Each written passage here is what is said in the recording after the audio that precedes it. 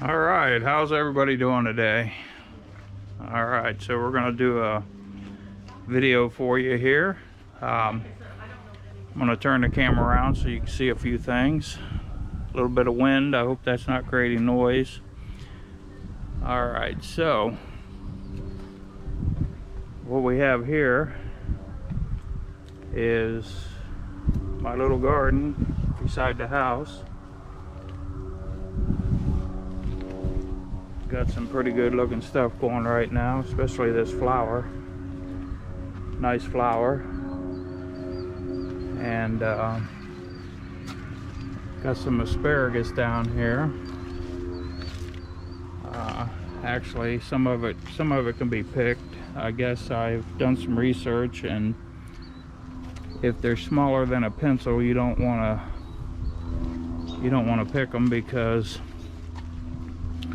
they're not mature enough, and you could damage them, and they may not come back the following year.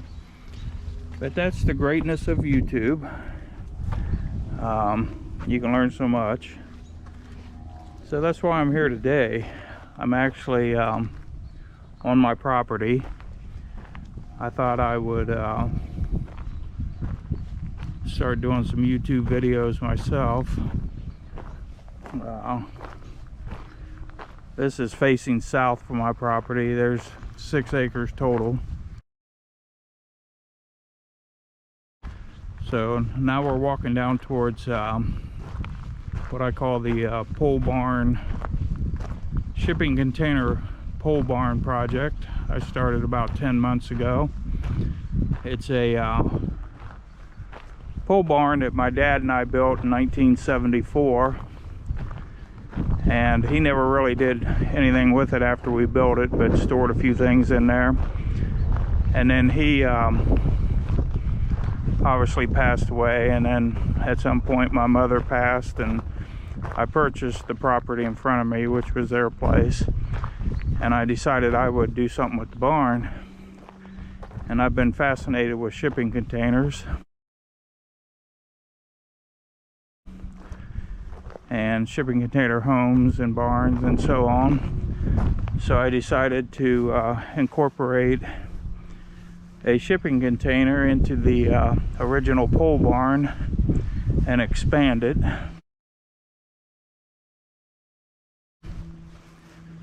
And that's what we're looking at right now. I put a new roof on everything. Let me move the camera up.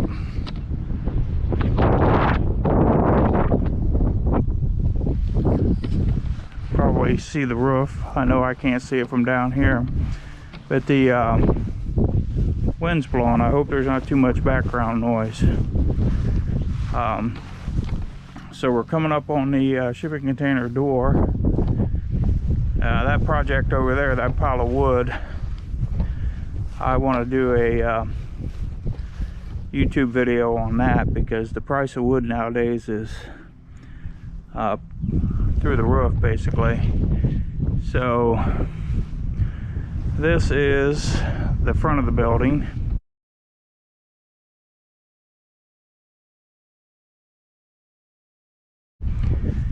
And just put them shutters up yesterday. Got the wood at Lowe's. I shop at Lowe's and Home Depot, but with the price of wood, I used that little skinny wood because the boards were considerably cheaper. We did put central air in. You can see the condenser out here, and obviously got the furnace and everything hooked up a few months ago. This is the inside of the shipping container. Now, part of my YouTube videos are on my I don't know if you want to call it an ability, but I have a knack to find used stuff and either refurbish it, or if it's in good enough condition, just go ahead and use it. So that little stack of plywood there I picked up the other day, along with all that wood over there on the trailer. And that stack of those boxes that are stacked up, those are 4 quarts in each box, and it's a stain or a varnish type stuff that I got. And when I say I got it, it's kind of like Habitat. I'm sure everybody's familiar with Habitat, but I do a lot with construction materials from there. They constantly get new items in, and you just got to be there and get the stuff while it's available. So I've got some intentions of refurbishing that wood. That wood that you see on the trailer is skid lumber, and it was cut to the wrong dimensions, so it was basically turned into scrap at that point. And bear with me, opening the garage door. So I got it at a very reasonable price. We're opening up the garage door now to the shop, the pole barn conversion, that is. And I'll turn some lights on. I know right now I'm using a breaker to turn the lights on. I know that's a no-no, but the square D breakers are so cheap. If I have to, I will basically replace that breaker if I think it's compromised. Once I get my light switches hooked up. So this is it. This is my pole barn conversion. You know, I'd like to talk about some of the materials in here. Obviously the panel box, and I know it's not safe to have that open without the cover, but nobody frequents this building but me. And if someone does come in, obviously I tell them to stay away from that. But when the project's finished, that'll be completely covered. I come from a family of electricians. My dad was a union guy, and as a kid, when I was a kid, that is, he used me as labor, obviously, and I learned a lot about electrical. And my father was also a do-it-yourselfer, so in my time with him, not only did we build this pole barn, but we built other buildings and houses over the years of living in his household. So I got good with working with lumber, electrical, plumbing. I'm not great with plumbing, but other than that, I do pretty good. All right, so this gray looking wood here, that's pretty close to 3/4 of an inch thick. That's a Habitat they're 4x8 sheets, and they have those aluminum strips in them. And it was originally designed to hang hangers on, so you could put shelving on the wall. Obviously I've got the slots going in the wrong direction, but I thought it would look better with the slots going upright like that, because I don't plan on putting any shelving on there.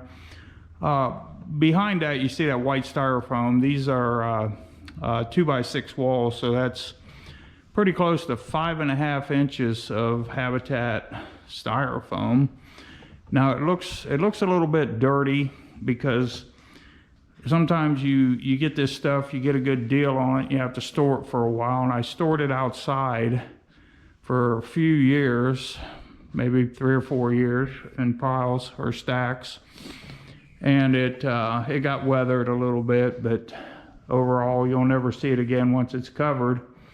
But as you can see, the styrofoam,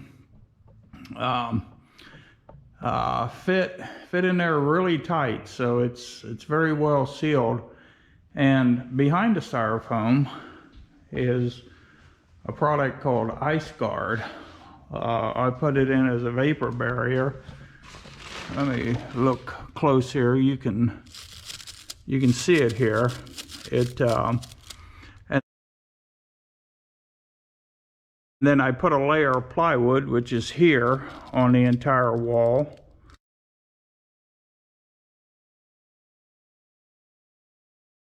And then my 2x6s went in, and then my styrofoam went in, and in some areas I'm using the foam.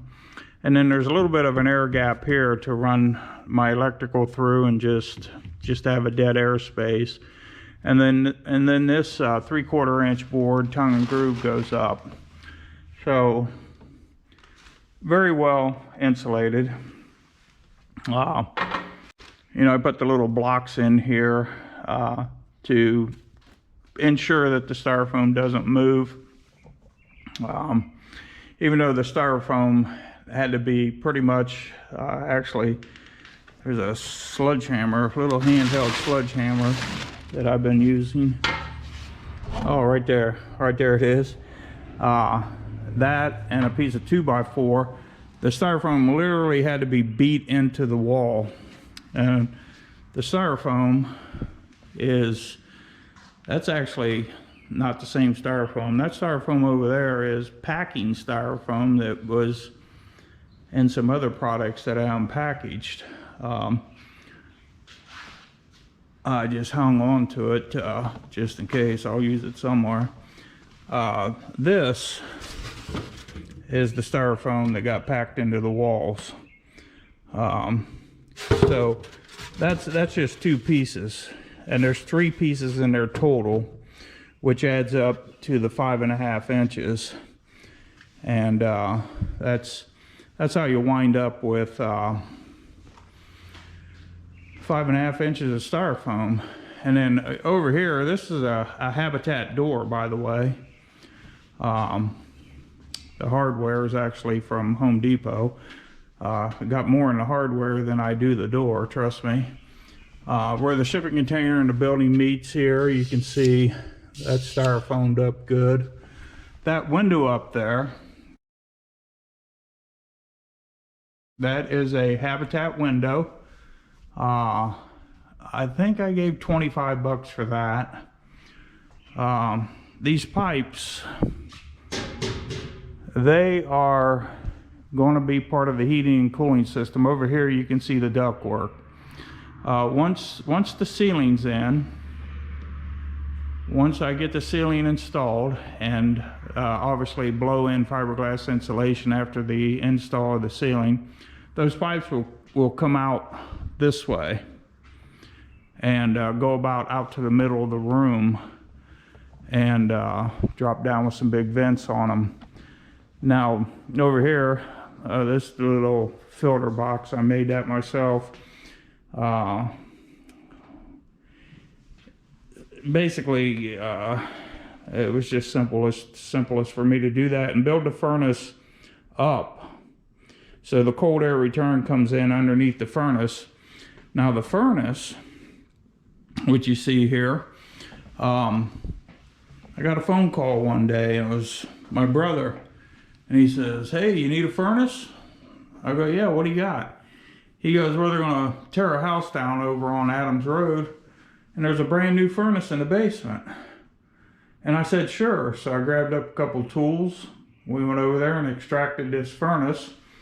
Actually, these marks are where some of the foam came down and got on it. I don't know, I may be able to clean that up, but I haven't taken the time to do that. So I got the furnace installed, and it works great. And then obviously I want the comfort of AC, so we put the AC in. So over here we got the AC lines coming in, we got the gas line, which comes in from that propane tank out here, And you can actually see where we trenched it, the ditch. It's not completely grown over grass because we just did that last fall. I got one duck. This is one 6-inch duck that's going into the shipping container. Just, you know, to take chill off in there in the winter time. And this one over here supplies the office. Here's some more of the conduit work for this is going to be the utility room. Now, one thing I did do is for future planning, what you see down there is a couple of PVC pipes that are stubbed out and capped off, and those are not in case, but someday I'll put plumbing in here and tap into a septic system, but that's down the road. That window right there is a Habitat window. That's another $20 or $25 window. The tile on the floor is some more Habitat stuff that I got pennies on the dollar. The brown squares, because we were a few tiles short, so we compromised and used a little bit of a different color. And right here are some tiles that were scrapped, so we incorporated those into to stretch it out a little bit, but we used all the tile.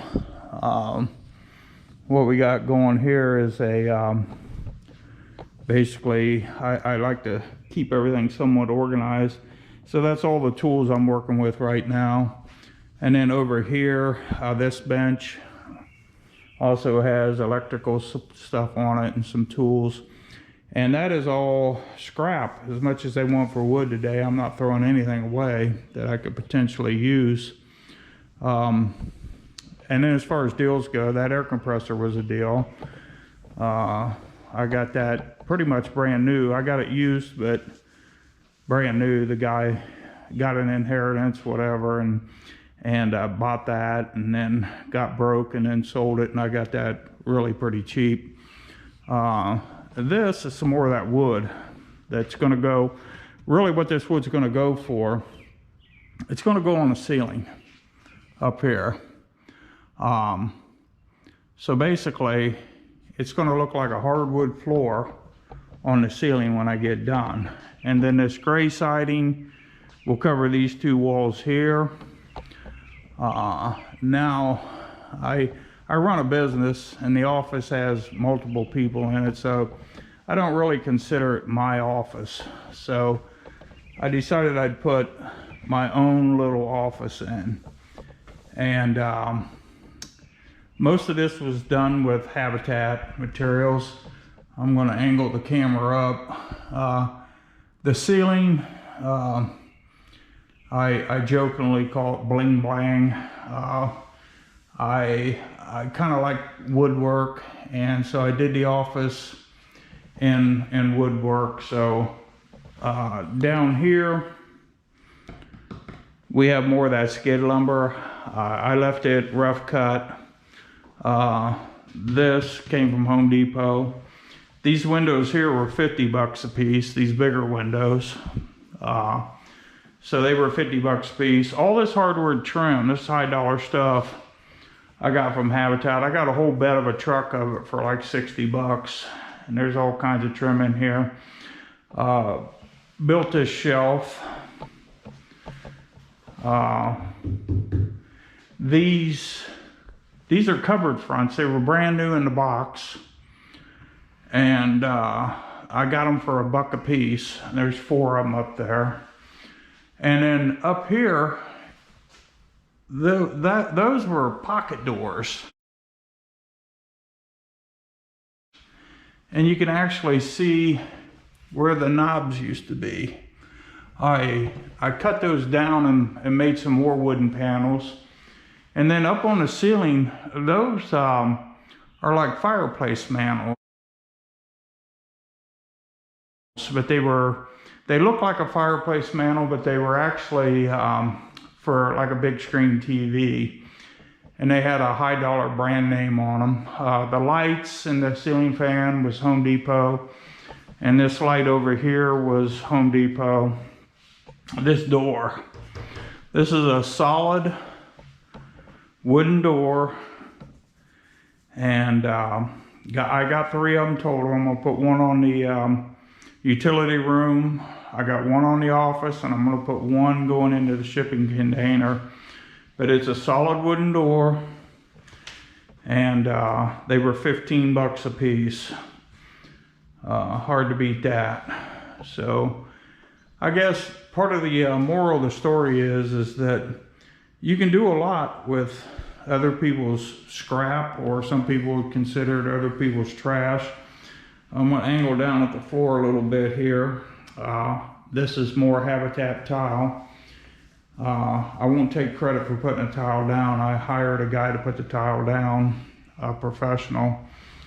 And the garage door, obviously hired to have it put in.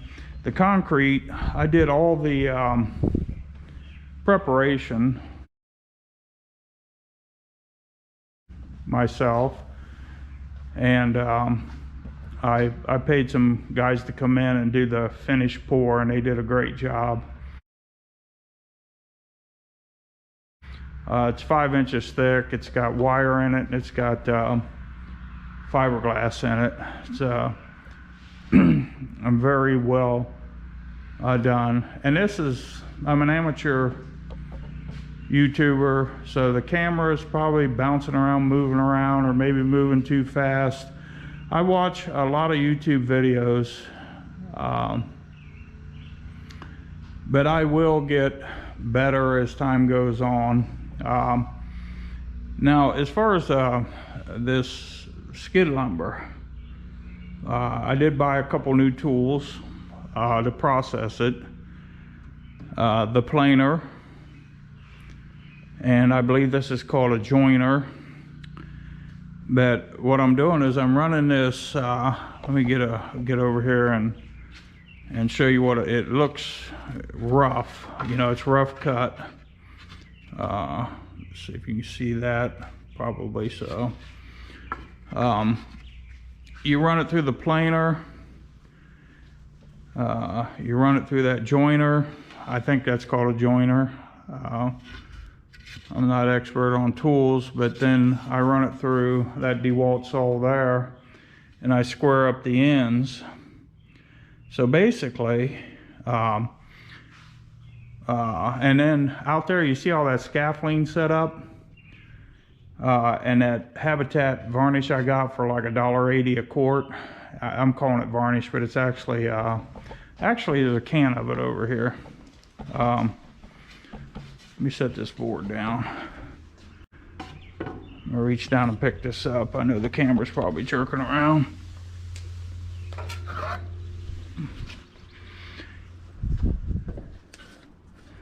Okay, so that's it right there.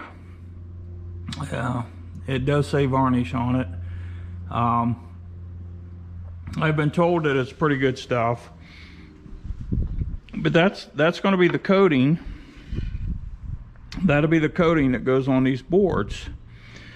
And then these boards are going to get stapled up here across these purlins or runners or whatever you want to call them. And when it's all said and done, the ceiling will look like a hardwood floor. Okay, but this all goes back to being conservative and purchasing scrap or used materials. And yeah, I got a little bit of, I'll have a little bit of labor in processing all this, but I priced plywood and it's through the roof. And then I was going to need to rent a drywall jack to raise it up, and then use fasteners to attach it to these runners. And I added all the costs up. Plywood's pretty expensive right now, and so bottom line is I got all this scrap lumber for about 1/4 the cost of the plywood. And hey, a friend of mine just came in. His name's Bob. We're going to do a valve job on his lawnmower, just the valves. So I'm going to get off of here. I just wanted to introduce myself a little bit, and I'll show you another video here soon, processing the wood. And I appreciate you taking the time to watch my video today. If you're interested or like what you see, obviously like and subscribe. And I'm not doing this to get rich on YouTube, but I do think that it's a good thing to be able to inform other people how you do things and how you can do things economically, or maybe it'll help somebody else in their decision to do something. I don't know. I just want to help. With that being said, everybody have a great day, great evening, and I'll be back in touch. Thank you. Sorry.